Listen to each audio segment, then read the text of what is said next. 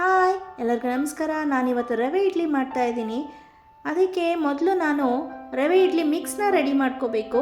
ಅದಕ್ಕಾಗಿ ಬಾಣಲಿಲಿ ಸ್ವಲ್ಪ ಎಣ್ಣೆ ಹಾಕಿ ಅದಕ್ಕೆ 1 ಟೇಬಲ್ ಸ್ಪೂನ್ ಸಾಸಿವೆ ಹಾಕಿದ್ದೀನಿ.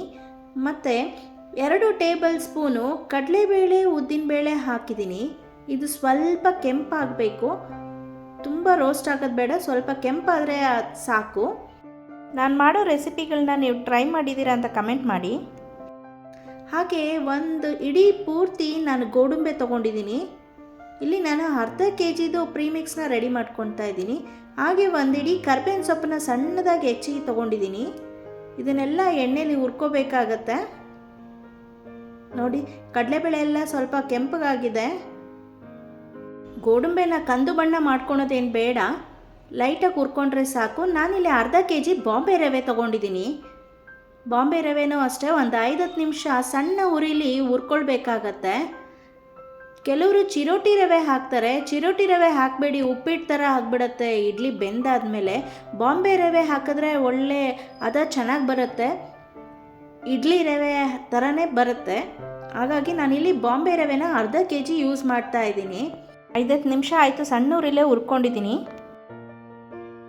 ಈ ಕಲರ್ ಚೇಂಜ್ ಆಗಬಾರ್ದು, ರವೆ ಮಾತ್ರ ಉರಿಬೇಕಷ್ಟೆ. ಘಮ ಘಮ ಪರಿಮಳ ಬರುತ್ತಲ್ಲ, ಆವಾಗ ಆಫ್ ಮಾಡಿದ್ರೆ ಸಾಕು ಸ್ಟವ್ನ. ಇದು ಪೂರ್ತಿಯಾಗಿ ತಣ್ಣಗಾಗಬೇಕೀಗ, ಅಲ್ಲಿ ತನಕ ಹಾಗೆ ಬಿಡಬೇಕು. ಪೂರ್ತಿ ತಣ್ಣಗಾದ್ಮೇಲೆ ಒಂದು ಕಂಟೈನರಲ್ಲಿ ಹಾಕಿಟ್ಕೊಂಡ್ರೆ ನಿಮಗೆ ಬೇಕಾದಾಗ ಯೂಸ್ ಮಾಡ್ಬೋದು. ಬೆಳಗ್ಗೆ ಮಕ್ಕಳ ಲಂಚ್ ಬಾಕ್ಸಿಗೂ ಚೆನ್ನಾಗಿರುತ್ತೆ, ಬ್ರೇಕ್ಫಾಸ್ಟಿಗೂ ಚೆನ್ನಾಗಿರುತ್ತೆ. ಬೆಳಗ್ಗೆ ಅರ್ಜೆಂಟಾಗಿ ಟೈಮ್ ಆಗಿದ್ದರೆ ಏನು ಮಾಡೋದು ಅಂತ ಗೊತ್ತಾಗಲಿಲ್ಲ ಅಂದರೆ ಈ ಥರ ಪ್ರೀಮಿಕ್ಸ್ ರೆಡಿ ಮಾಡಿ ಇಟ್ಕೊಂಡಿದ್ರೆ ಸಾಕು. ಮನೇಲಿ ಬೆಳಗ್ಗೆ ತಿಂಡಿ ಯೋಚನೆ ಇರಲ್ಲ, ಫಟಾಫಟ್ ಅಂತ ಅಂದು ರವೆ ಇಡ್ಲಿ ಮಾಡಿಬಿಡ್ಬೋದು. ನೋಡಿ, ಇದು ತಣ್ಣಗಾಗಿದೆ ಈಗ. ಈ ಗ್ಲಾಸ್ನಲ್ಲಿ ನಾನು 1.5 ಗ್ಲಾಸ್ ಅಷ್ಟು ಈ ರವೆ ಇಡ್ಲಿ ಮಿಕ್ಸ್ನ ಹಾಕ್ಕೊಳ್ತಾ ಇದ್ದೀನಿ. ಈ 1.5 ಕಪ್ ಹಾಕಿದ್ರೆ ಸಾಕು, 10 ಇಡ್ಲಿ ಆಗುತ್ತೆ.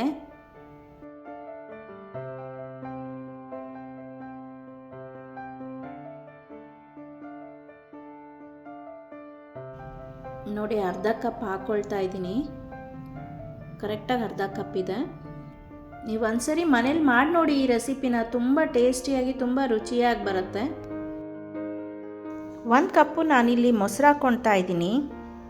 ಸ್ವಲ್ಪ ಕೊತ್ತಂಬರಿ ಸೊಪ್ಪು ಹಾಕ್ಕೊಳ್ತಾ ಇದ್ದೀನಿ. ಹಾಗೆ ಸ್ವಲ್ಪ ಸಣ್ಣಗೆ ಹೆಚ್ಕೊಂಡಿರೋ ಸಬ್ಬಸಿಗೆ ಸೊಪ್ಪು ಹಾಕ್ಕೊಳ್ತಾ ಇದ್ದೀನಿ. ತುಂಬ ಒಳ್ಳೆ ಪರಿಮಳ ಬರುತ್ತೆ ಈ ಸಬ್ಬಸಿಗೆ ಸೊಪ್ಪಿಂದ. ನಿಮಗೆ ಬೇಕಾದರೆ ಕ್ಯಾರೆಟ್ ಕೂಡ ಹಾಕೋಬೋದು. ಹಾಗೆ ಕೆಲವರು ಉರಿಬೇಕಾದ್ರೆ ಅರಿಶಿನ ಹಾಕ್ಕೊಳ್ತಾರೆ. ಅರಿಶಿನ ಹಾಕೋಬೇಡಿ, ಅದರ ಬಣ್ಣನೇ ಚೇಂಜ್ ಆಗೋಗ್ಬಿಡತ್ತೆ. ರುಚಿಗೆ ತಕ್ಕಷ್ಟು ಉಪ್ಪು ಹಾಕ್ತಾಯಿದ್ದೀನಿ. ಹಾಗೆ 1/4 ಟೀ ಸ್ಪೂನು ಅಡುಗೆ ಸೋಡಾ ಹಾಕ್ತಾಯಿದ್ದೀನಿ. ನಾನಿಲ್ಲಿ ಯಾವುದೋ ಈನೋ ಪೌಡ್ರ್ ಆಗಲಿ ಮತ್ತು ಬೇರೆ ಯಾವ ಪೌಡ್ರ್ಗಳನ್ನ ನಾನಿಲ್ಲಿ ಬಳಸ್ತಾ ಇಲ್ಲ. ಇಷ್ಟೇ ಸಾಕು, ತುಂಬ ಮೃದುವಾಗಿ ಬರುತ್ತೆ ಈ ಇಡ್ಲಿ. ಹಾಕಿ ಎಲ್ಲ ಕಲಿಸ್ಕೊಳ್ಳೋಣ. ನೀವು ಕಲಿಸ್ಬೇಕಾದ್ರೆ ನೀರಿನ ಪ್ರಮಾಣ ನೋಡಬೇಕಾಗತ್ತೆ. ನಾನು ಮೊಸರು ಹಾಕಿದ್ನಲ್ಲ, ಅದರಲ್ಲೇ ಕಲಿಸ್ತಾ ಇದ್ದೀನಿ.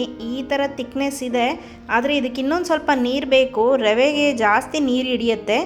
ಹಾಗಾಗಿ ನಾನು ಒಂದು ಅರ್ಧ ಗ್ಲಾಸ್ನಷ್ಟು ಅದೇ ಮೊಸರು ತೊಗೊಂಡಿದ್ನಲ್ಲ, ಅದೇ ಕಪ್ನಲ್ಲಿ ನೀರು ಹಾಕ್ಕೊಳ್ತಾ ಇದ್ದೀನಿ. ಈಗ ಮತ್ತೆ ಚೆನ್ನಾಗಿ ತಿರುಗಿಸ್ಬೇಕಾಗತ್ತೆ. ಚೆನ್ನಾಗಿ ತಿರುಗಿಸಿದ್ಮೇಲೆ ಈ ತಿಕ್ನೆಸ್ಸಲ್ಲಿ ಇರಬೇಕಿದು. ಇದು ಇನ್ನೂ ಗಟ್ಟಿ ಆಗತ್ತೆ. ಇದನ್ನು ಒಂದು 15-20 ನಿಮಿಷ ಬಿಡಬೇಕಾಗತ್ತೆ. ರವೆ ತುಂಬ ಚೆನ್ನಾಗಿ ಹರಳ್ಕೊಳುತ್ತೆ. ಇನ್ನೊಂದು ಸ್ವಲ್ಪ ಗಟ್ಟಿಯಾಗಿರುತ್ತೆ. ಆವಾಗ ಒಂದು 20 ನಿಮಿಷ ಬಿಟ್ಬಿಟ್ಟು ನೋಡೋಣ. ಇಲ್ಲಿ ನಾನು ಒಟ್ಟಿಗೆ 1.5 ಕಪ್ ನೀರನ್ನು ಈಗ ಬಳಸಿದ್ದೀನಿ. ಅಷ್ಟೊತ್ತಿಗೆ ಇನ್ನೂ ರವೆ ಇತ್ತಲ್ವ, ಅದನ್ನು ಒಂದು ಕಂಟೈನರಲ್ಲಿ ಹಾಕಿಡೋಣ. ಸ್ಟೋರ್ ಮಾಡಿ ಇಡ್ಬೋದು. 1 ತಿಂಗಳು 1.5 ತಿಂಗಳು ಬೇಕಾದರೂ ಇಡ್ಬೋದು, ಏನೂ ಆಗಲ್ಲ. ಎಣ್ಣೆಯಲ್ಲಿ ಎಲ್ಲ ಫ್ರೈ ಮಾಡಿರ್ತೀವಿ ಮತ್ತು ರವೆನ ಪರಿಮಳ ಬರೋ ಹಾಗೆ ಹುರ್ಕೊಂಡಿರ್ತೀವಲ್ಲ, ಹಾಗಾಗಿ ಇಮಿಡಿಯೇಟಾಗಿ ಮಾಡ್ಕೋಬೋದು ಅಷ್ಟೇ. ಇದು ಹೊರಗಡೆ ತರೋದಕ್ಕಿಂತ ಪ್ರೀಮಿಕ್ಸು ನಾವು ಮನೇಲೇ ಪ್ರೀಮಿಕ್ಸ್ನ ರೆಡಿ ಮಾಡಿ ಇಟ್ಕೊಂಡ್ರೆ ನೋಡಿ, ಅರ್ಧ ಕೆಜಿದು ಬಾಂಬೆ ರವೆ ಇಡ್ಲಿ ಪ್ರೀಮಿಕ್ಸ್ ರೆಡಿಯಾಗಿದೆ. ಬಾಂಬೆ ರವೆನೇ ಯೂಸ್ ಮಾಡಿದ್ರೆ ತುಂಬ ಚೆನ್ನಾಗಿರುತ್ತೆ ಇಡ್ಲಿಗೆ. ಚಿರೋಟಿ ರವೆ ಯೂಸ್ ಮಾಡಬೇಡಿ, ಉಪ್ಪಿಟ್ಟು ಥರ ಆಗೋಗ್ಬಿಡತ್ತೆ ಅದು. ಯಾರು ಇನ್ನೂ ಸಬ್ಸ್ಕ್ರೈಬ್ ಮಾಡ್ಕೊಂಡಿಲ್ಲ ಅಂದರೆ ದಯವಿಟ್ಟು ಸಬ್ಸ್ಕ್ರೈಬ್ ಮಾಡಿಕೊಂಡು ವಿಡಿಯೋನ ನೋಡಿ ಸಪೋರ್ಟ್ ಮಾಡಿ, ಲೈಕ್ ಮಾಡಿ, ಶೇರ್ ಮಾಡಿ. ವಿಡಿಯೋನ ಸ್ಕಿಪ್ ಮಾಡ್ದಲೇ ಕೊನೆವರೆಗೂ ನೋಡಿ, ಪೂರ್ತಿ ರೆಸಿಪಿ ಗೊತ್ತಾಗತ್ತೆ. ಆಗ ನೋಡಿ ಎಷ್ಟು ಚೆನ್ನಾಗಿದೆ, ಉದುದ್ರಾಗಿದೆ ರವೆ, ಅಂಟಂಟು ಇಲ್ಲ. ಅದು ಸ್ವಲ್ಪ ಎಣ್ಣೆ ಹಾಕಿ, ಅಂದರೆ ಅರ್ಧ ಕೆ ಜಿಗೆ ನಾನು ಒಂದು 4-5 ಸ್ಪೂನು ಎಣ್ಣೆ ಹಾಕಿದ್ದೆ. ಕಡಲೆಬೇಳೆ ಎಲ್ಲ ಹುರ್ಕೋಬೇಕಾಗಿತ್ತಲ್ಲ, ಹಾಗಾಗಿ ಜಾಸ್ತಿ ಎಣ್ಣೆ ಹಾಕಿದ್ರೆ ಮುದ್ದೆ ಮುದ್ದೆ ಥರನೇ ಇರುತ್ತೆ ಬಾಕ್ಸಲ್ಲೂ ಕೂಡ. ಸ್ವಲ್ಪ ಎಣ್ಣೆ ಹಾಕಿ ಹುರ್ಕೊಂಡ್ರೆ ತುಂಬ ಚೆನ್ನಾಗಿರುತ್ತೆ. ನೋಡಿ 20 ನಿಮಿಷ ಆಗಿದೆ ಇದು, ನೋಡಿ ಎಷ್ಟು ಗಟ್ಟಿಯಾಗಿದೆ. ನೀರು ಹಾಕಿ ತೆಳ್ಳಗೆ ಮಾಡ್ಕೊಳ್ಳೋಣ. ಇದು ತುಂಬ ಗಟ್ಟಿನೂ ಇರಬಾರ್ದು, ಮೀಡಿಯಮ್ ಹದದಲ್ಲಿ ಇರಬೇಕು, ಆಗಲೇ ಇಡ್ಲಿ ತುಂಬ ಚೆನ್ನಾಗಾಗತ್ತೆ.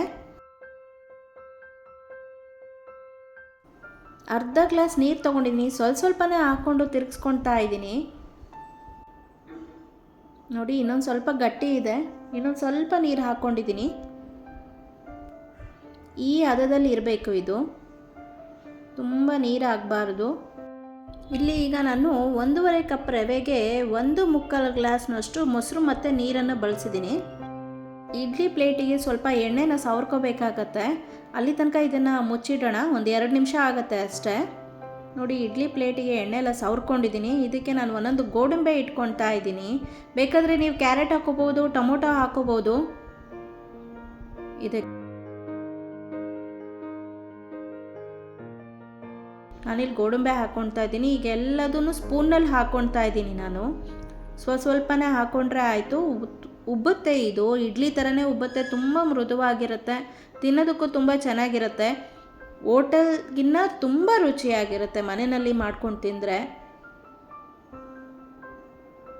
ನಮ್ಮ ಮನೆಯಲ್ಲಿ ನಾವು ಹೋಟ್ಲಿನ ಆಹಾರ ತಿನ್ನೋದು ತುಂಬಾ ಕಮ್ಮಿ. ಏನೇ ಬೇಕಿದ್ರೂ ನಾನು ಮನೆಯಲ್ಲೇ ಮಾಡಿಕೊಡ್ತೀನಿ ಸೋನುಗೆ. ನೋಡಿ ಈ ಥರ ಟ್ಯಾಪ್ ಮಾಡಿದ್ರೆ ಅದು ಕ್ಲೀನಾಗಿ ಅಡ್ಜಸ್ಟ್ ಆಗುತ್ತೆ ಹಿಟ್ಟೆಲ್ಲ. 1.5 ಕಪ್ನಿಂದ 10 ಇಡ್ಲಿ ಆಗಿದೆ. 3 ಜನ ಬೆಳಗ್ಗೆ ತಿಂಡಿಗೆ ಸರಿ ಹೋಗುತ್ತೆ. ಬಾಕ್ಸಿಗೆ ಹಾಕಬೇಕು ಅಂದರೆ ಸ್ವಲ್ಪ ಜಾಸ್ತಿ ಮಾಡಬೇಕಾಗತ್ತೆ. ನಾನಿದು ಭಾನುವಾರದ ಬೆಳಗಿನ ತಿಂಡಿಗೆ ಮಾಡಿದ್ದೀನಿ. ನೋಡಿ ಈ ಥರ ಟ್ಯಾಪ್ ಮಾಡಿದರೆ ಚೆನ್ನಾಗಿ ಹರಡ್ಕೊಳ್ಳುತ್ತೆ, ಅದು ಗಟ್ಟಿ ಇರುತ್ತಲ್ಲ ಸ್ವಲ್ಪ, ಅದಕ್ಕೆ. ಇದನ್ನು ಈಗ 15ರಿಂದ 20 ನಿಮಿಷ ಬೇಯೋದಕ್ಕಿಡೋಣ ಹಬೆನಲ್ಲಿ, ಇಡ್ಲಿ ಥರನೇ. ಇಲ್ಲಿ ನಾನು ಕಾಯಿ ಚಟ್ನಿಗೆ ಸ್ವಲ್ಪ ಒಗ್ಗರಣೆ ಹಾಕ್ಕೊಳ್ತಾ ಇದ್ದೀನಿ. ನೋಡಿ 20 ನಿಮಿಷ ಆಯಿತು, ಇಡ್ಲಿ ತುಂಬ ಚೆನ್ನಾಗಿ ಬಂದಿದೆ. ನೋಡಿ ಎಷ್ಟು ಚೆನ್ನಾಗಿ ಬಂದಿದೆ ಅಂತ. ಈ ರೆಸಿಪಿನ ನೀವು ಟ್ರೈ ಮಾಡಿಬಿಟ್ಟು ಹೇಗಾಗಿತ್ತು ಅಂತ ಒಂದು ಕಮೆಂಟ್ ಮಾಡಿ ಹೇಳಿ ನನಗೆ. ನೋಡಿ ಎಷ್ಟು ಮೃದುವಾಗಿ ಬಂದಿದೆ ಅಂತ. ಇನ್ನೂ ತುಂಬ ಬಿಸಿ ಬಿಸಿ ಇದೆ, ಕೈಯೆಲ್ಲ ಸುಡ್ತಾ ಇದೆ. ತುಂಬ ರುಚಿಯಾಗಿತ್ತು ಮಾತ್ರ ಕಾಯಿ ಚಟ್ನಿ ಇದಕ್ಕೆ. ಇದು ವೆಜಿಟೇಬಲ್ ಸಾಗು ಜೊತೆಗೂ ತುಂಬ ಚೆನ್ನಾಗಿರುತ್ತೆ. ನಾನು ಇಲ್ಲೇ ಈ ವ್ಲಾಗ್ನ ಮುಗಿಸ್ತಾ ಇದ್ದೀನಿ. ಮತ್ತೆ ಇನ್ನೊಂದು ರೆಸಿಪಿಯೊಂದಿಗೆ ಸಿಗ್ತೀನಿ. ಧನ್ಯವಾದಗಳು.